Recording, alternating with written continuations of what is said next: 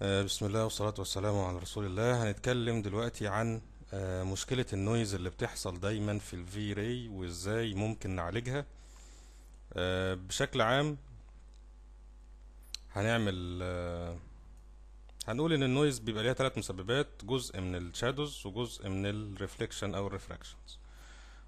فاحنا دلوقتي هنعمل ايه؟ اول حاجة هنقول له ان ده هنديله ماتيريال في راي وليكن عاملة كده، وهو كمان البراد ده. وبعدين ممكن نعمل في ري لايت هنا كده عشان نشوف شكل تأثير، وهنقول له ان هو بلين. اوكي،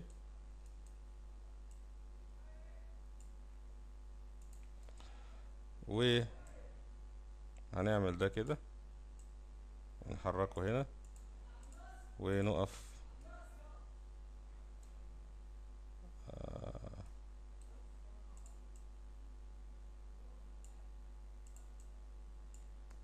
هنقف نعمل كده ونقول له ريندر. واحنا اتعلمنا ازاي نعمل في الدرس اللي فات ازاي نعمل always use، ونقول له ريندر. الحاجة المختلفة اللي احنا هنعملها هنا ان احنا هنعمل الريندرنج انفايرومنت، هنخليها بلاك وهنخلي الاوفر رايد كمان بلاك، علشان خاطر، او حتى مش هنعمل لها بلاك، خليها زي ما هي. احنا بس الدي ام سي ده هنخليه واحد، نتاكد ان هو واحد علشان نرندر ونشوف النتيجه. طبعا هنقدر نخلي اللايت ده انفيزبل، يعني مش متشاف، فلما نعمل كده تاني ما نبدا ما نشوفوش. ونبدا نتفرج على مشكله النويز بعد ما يرن. زي ما احنا شايفين بدات تظهر النويز هنا، فانا هقلل القيمه، يعني هقلل القيمه بتاعت اللايت، اخليه بس 5.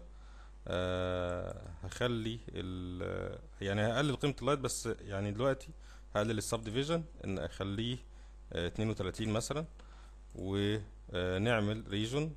وبعد ما نعمل ريجون نبقى نقلل اللايت. بس انا عايز اوضح قد ايه الفرق ده بيعمل فرق. فزي ما احنا شايفين شكل السموزنس مختلف تماما عن هنا. المشكلة التانية في النويز، فدلوقتي احنا حلينا المشكلة الأولانية، هنقلل بس قيمة اللايت ككل، نخليه مثلا 10 ونعمل ريندر. كده الشكل منطقي ماشي عشان ما يبقاش ملسوع قوي من بره. الحاجة التانية ان احنا البراد ده هنقول له ان انت ماتيريال في راي، ولكن هقول له ان انت ريفلكتيف، وهرندر. انا ممكن اعمل كده واقول له رندر بالطريقة دي، فرجني على الحاجة، فاقول له ريندر. هنبدأ نشوف شكل الريندر. طبعا ممكن ناخد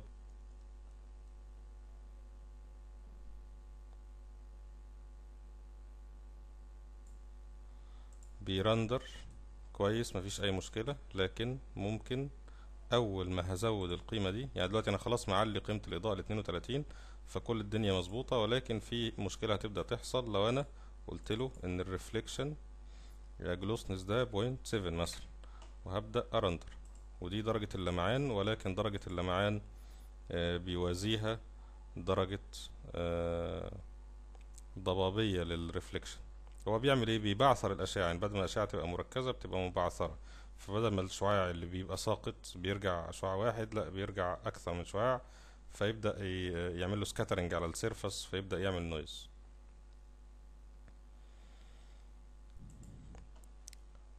زي ما احنا شايفين، يمكن يبان هنا اكتر. يعني انا هرندر كده، ده مقاس اكبر شوية، هقول له ان الكلام ده مقاسه، هعمل لوك للنسبة وهقول له مثلا مقاسه 1200، عشان ابدأ اشوف الكلام دوت هنا.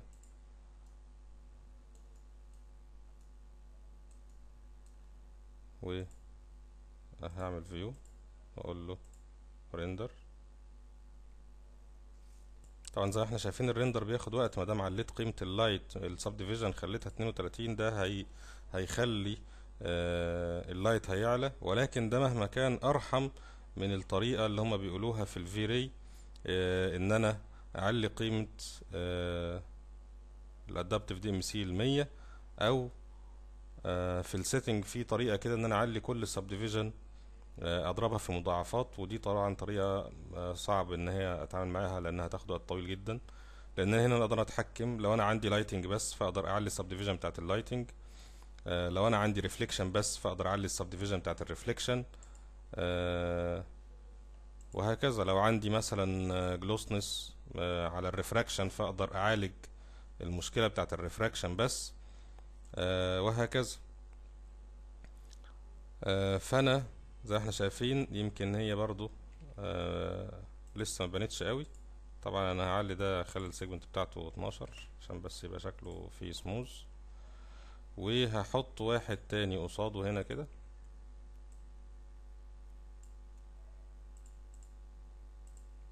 وهبدأ ابصله من هنا، وهبدأ ارندر واشوف النتيجة.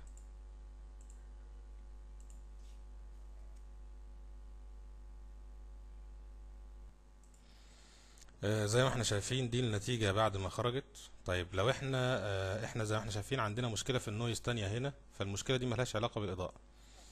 المشكلة دي بتبقى ليها علاقة بالسب ديفيجن بتاع الريفليكشن او ريفليكشن جلوسنس اللي احنا عملناه، اللي هو هنا. فاحنا لو غيرنا القيمة دي، طبعا انا بعلي القيم جدا علشان بس نقدر نشوف الفرق، ونرندر تاني وناخد من ده كوبي علشان نرندر ونشوف الفرق. زي ما احنا شايفين الريندر بدأ يتعمل اهوت. انا طبعا مش هستنى لغاية لما يخلص لانه بياخد وقت، لكن واضح جدا شكل النويز او اختلاف شكل النويز ما بين الجزء ده والجزء اللي هنا. شايفين شكل النويز هنا درجة نعومته عاملة ازاي، وهنا عامل ازاي. الحاجة التانية المسببة للنويز في الفيري، وهي ان احنا يكون عندنا حاجة فيها ريفراكشن. فاحنا هندي للكلام ده، هنرجع تاني نديله ماتيريال عادية، وهنقول له ان البوكس ده خلاص مش عايزينه، ولا البوكس ده، عايزين بس التيبوت ده اللي هو لو رندرناه يطلع بالمنظر ده. طبعا في حاجة تانية النويز بيعملها، وهي فكرة ان انت تبقى شايف عندك اللي هو الظل الذاتي. يعني لو احنا عندنا الضوء ده، انا هقف هنا بس كده الاول. زي احنا شايفين ده شكل الريندر العادي تماما. طبعا هتأكد ان هو واخد بس ماتيريال عادية عشان يرندر بسرعة، ونرندر ونبدأ نشوف. زي ما احنا شايفين هو بياخد وقت في الريندر. احنا طبعا عارفين ان الظل نوعين، ظل ذاتي وظل كتلة على كتلة. فحتى الظل الذاتي بيتأثر. يعني لو احنا عندنا الكلام ده 8 او 4 مثلا، السب ديفيجن ده 4، ونرندر تاني، هنشوف شكل النويز واضح جدا ومؤثر جدا على الكلام ده. طيب لو احنا خدنا كوبي وخلينا السب ديفيجن 16، يبقى ده هيأثر برضو على الظل الذاتي، فده يفرق كتير. لازم نخلي بالنا ان في فرق ما بين ان انا اعلي قيمة الجلوسنس، ولو الكتلة ما فيهاش ريفليكشن يبقى القيمة التانية دي ملهاش اي معنى ان انا ازودها. وبالتالي القيم اللي هم بيزودوها في الفيرينت برضو علشان تعرفوها، ساعات بيجوا في الفيري ويزود القيمة دي اللي هي الادابتيف دي ام سي، ويقوم مزود القيمة دي ل100، وده بالتالي يظبط كل المشاكل. بس طبعا ده بياخد وقت طويل جدا في الريندر.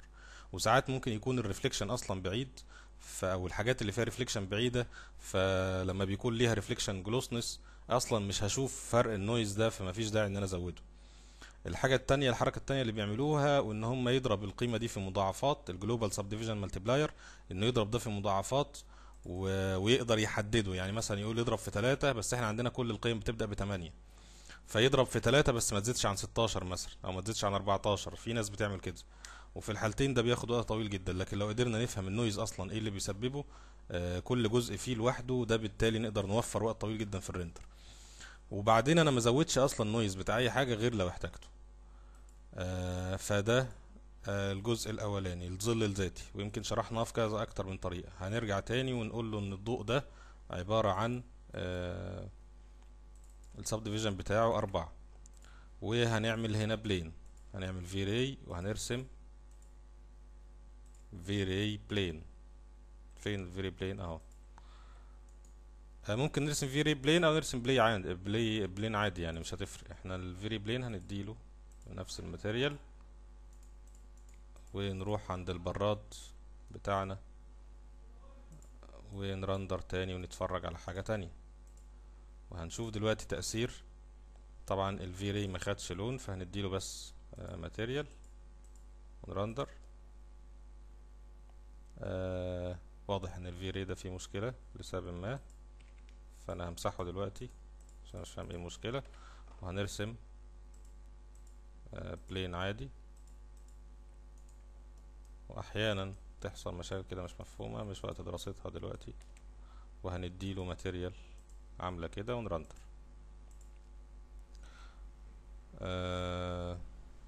احتمال يكون في في راي بلين تاني انا حطيته، يعني في اكتر. ايوه فعلا، ادي المشكلة عرفنا حلها، ان احنا في في راي بلين احنا كنا حاطينه مسبقا قبل كده، فهنقول له كده، فدلوقتي هيطلع مفيش مشكلة ان شاء الله. طيب زي ما احنا شايفين، احنا قلنا في ظل ذاتي وفي ظل كتلة على كتلة. يبقى النويز اللي احنا بنغيره بيفرق في حاجتين، بيفرق في الظل الذاتي بتاع الشادوز، بيفرق في الظل الذاتي اللي هو هنا، وظل الكتلة دي على الكتلة دي اللي هو جاي واحنا شايفينه هنا. فاحنا دلوقتي لو رحنا معلين الرقم ده مثلا ل16 وعملنا ريندر تاني، هنشوف بقى شكل النويز بقى احسن شوية.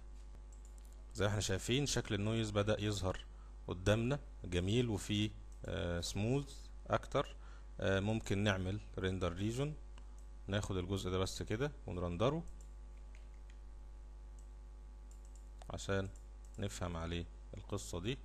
وهنزود كمان ده 32. انا بحاول اكد لكم المعلومة علشان خاطر توضح. خلاص كده بقى فيه سموث اعلى بكتير زي ما احنا شايفين. طيب لو احنا قلنا عملنا الكلام ده على الريفليكشن، ودلوقتي الحاجة التالتة اللي بتؤثر في النويز وهي الريفراكشن. بمعنى ايه؟ لو انا عندي ازاز عامل كده خلاص، وانا واقف ورا الازاز ده زي ما احنا شايفين، الازاز ده هيتحرك بالظبط عند التيبوت ده كده، وهبدأ ارندر. هلاقي الازاز اسود، فممكن ادي للكلام ده ماتيريال، اقول له انها في راي، واقول له ماتيريال. زي ما احنا شايفين هو دلوقتي مش شفاف تماما، هو ليه لون، فانا هديله درجة شفافية. وهو رابط، خلي بالكم في الماتيريال الريفلكت ومعناه الانعكاس، والريفراكشن هو الانكسار، فهو رابط ما بين درجة الانعكاس واللمعان والانكسار والشفافية. فلما هعلي درجة الانكسار معنى كده ان الكتلة دي شفافة، فبالتالي هقدر اشوف من خلالها. طبعا هتأكد ان هرجع الكلام ده لقيمة اقل شوية عشان خاطر اعرف ارندر وارندر ونشوف الفرق، نشوف النتيجة. زي ما احنا شايفين دي النتيجة بعد ما خلصت. ده الازاز واخد لون وليه درجة شفافية، فنقدر نضيف عليه لدرجة الشفافية دي جلوسنس. هنخليها مثلا 0.5 او 0.7 او 0.6 مثلا، وهنقول له ان السبديفيجن 4، ونبدأ نرندر تاني. بس قبل ما اعمل كده هقول له ان خامة البراد دي لمعة، علشان بس اقدر يبقى ليها تأثير قوي على الازاز بحيث اقدر اشوفه. وهبدأ اشوف النتيجة بعد ما تطلع. انا هاخد طبعا كروب، وواضح طبعا ان هنا بدأ يظهر فيه نويز اهوت، بس انا هبدأ ناخد كروب على الجزء اللي فيه التيبوت.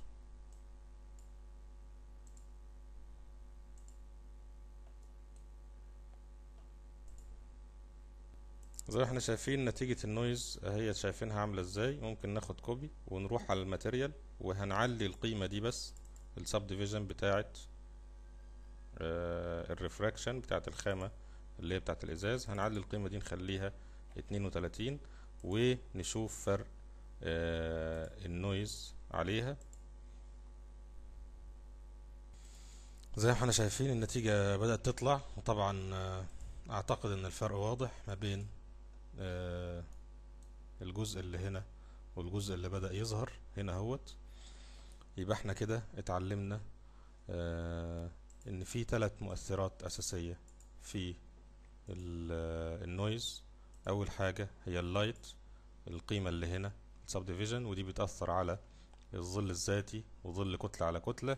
الجزء الثاني وهو في الريفليكشن، القيمة دي لو احنا عندنا ريفليكشن وفي جلوسنس يبقى هنا القيمة دي هتشتغل، لكن لو مفيش جلوسنس يبقى القيمة دي ملهاش اي داعي. الريفراكشن كذلك، لو في جلوسنس يبقى القيمة دي هتشتغل، لو مفيش جلوسنس يبقى مش هتشتغل. وزي ما قلنا الجلوسنس القيمتين دول كل لما بتزيد القيمتين دول ده معناه هو بيعمل سكاترينج للشعاع. الشعاع اللي بيبقى ساقط على الجيومتري بيعمل له بعثرة، فكل لما بتزيد تقل القيمة دي كل ما بتزيد البعثرة كل ما يزيد وقت الريندر. فبالتالي كده كده السبديفيجن دول ما بيشتغلوش غير مع الجلوسنس. الحاجة التالتة ان احنا ممكن نضرب ده في 100 ف يشيل لنا كل الكلام ده. الجزء التاني في السيتنج ان احنا ممكن في الجلوبال سبديفيجن ممكن نزود القيمة دي بأي قيمة. يعني لو دوسنا على 3 واحنا عندنا القيمة الافتراضية دايما 8، فمعنى كده ان احنا لو ضربنا ل3 هيبقى ده 24، فاحنا ممكن نقول له ان ده 3 ونحدد القيمة العظمى بانها 16 مثلا. ولكن انا ما بفضلش الطريقة دي، انا بفضل ان انا ازود كل قيمة خاصة، كل قيمة لوحدها، علشان خاطر ممكن يكون عندي في السين مفيش غير ريفليكشن جلوسنس مثلا لإزاز ومن بعيد، فمش هقدر احس قوي بالتأثير بتاع النويز بتاعته. ارجو ان تكون الدرس مفيد، والسلام عليكم ورحمة الله وبركاته.